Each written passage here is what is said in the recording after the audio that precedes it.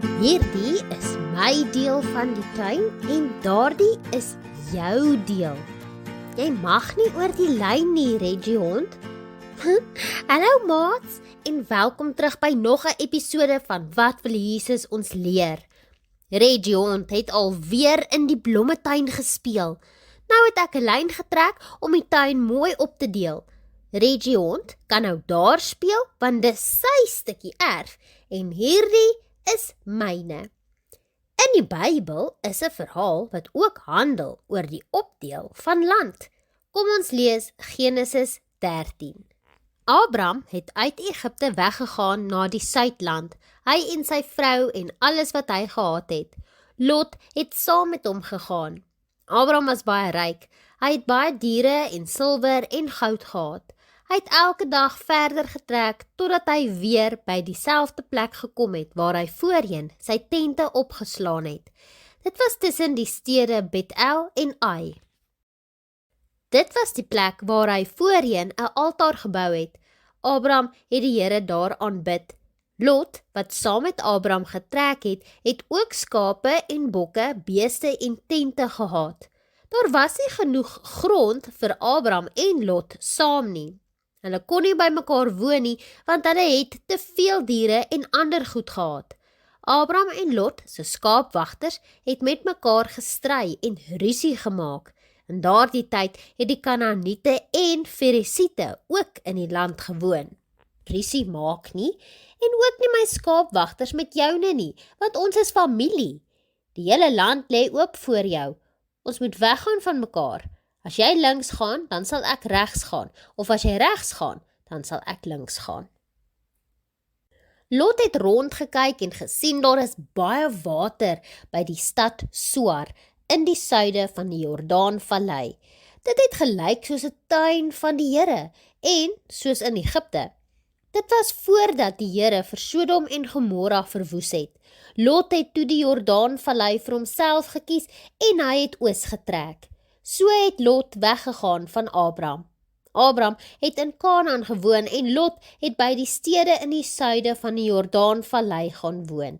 Hy het tot by die stad Sodom getrek en sy tente daar opgeslaan. Die mense van Sodom was baie sleg en hulle het baie sonde gedoen. Nadat Lot weggegaan het van Abraham, het die Here vir Abraham gesê, kyk rondom jou, kyk noord, kyk suid, kyk oos, kyk wes. Die hele land wat jy sien, sal ek vir jou en vir jou nageslag gee, vir altyd. Ek sal jou nageslag so baie maak soos die stof op die aarde.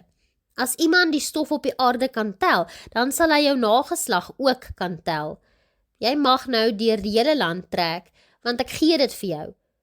Abraham het sy tente opgeslaan en hy het gaan woon by die bome van Mamre, by die stad Hebron. Abraham het daar 'n altaar vir die Here gebou. Abraham was 'n man met baie besittings soos vee, silwer en goud.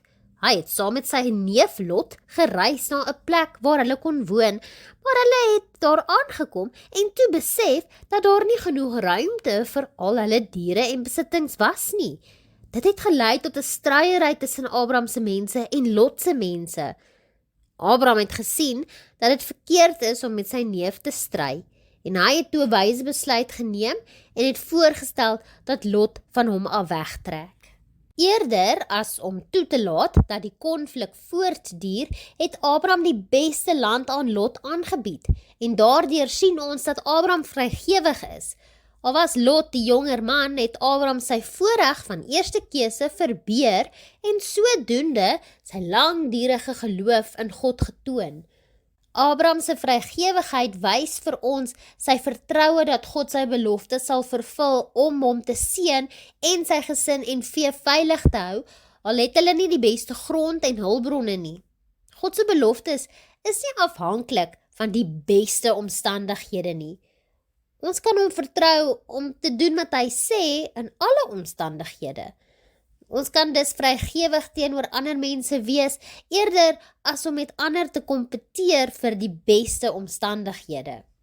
Ons kan nog 'n paar lesse leer uit die verhaal, soos dat ons keuses gevolge het. En soms is dit goeie gevolge, maar soms kan dit ook slegte gevolge hê.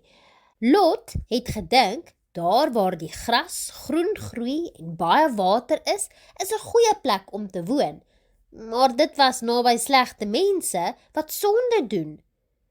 Tweedens, prys die Here ons as ons ander bo onsself plaas, soos toe Abraham vir Lot die eerste keuse gegee het. Derdens, is God se pad belangriker as hoe dinge op die oog af lyk. Al lyk dinge mooi en beter, is dit nie altyd deel van God se wil nie en moet ons nie toelaat dat dit ons in die versoeking kry nie. Laastens moet ons waaksaam wees op wie ons vertrou. Net die Here is altyd getrou aan sy woord. Abraham vertrou dat al het hy nie meer die beste land of grond nie, sal God steeds vir hulle sorg. Daar sy maats, onthou Abraham en Lot se verhaal. Onthou dat al lyk die gras groen en aanloklik, is die dinge wat soms goed lyk baie skadelik en kan dit vir ons groot probleme veroorsaak. Vertrou op die Here om vir jou die regte pad te wys. Tot volgende keer. Totsiens!